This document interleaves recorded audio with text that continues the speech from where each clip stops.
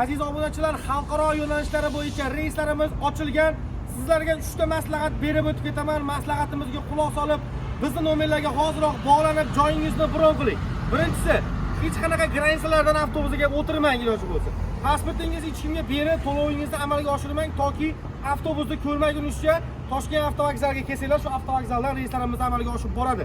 Uchinchisi esa pulingizni tejab qolish maqsadida bemalol ekrondagi ishonch nomerlarimiz 93 258 80 80 nomerlari. Hozircha reyslarimiz haftada 2 marta amalga oshib bormoqda. Seshanba va juma kunlariga.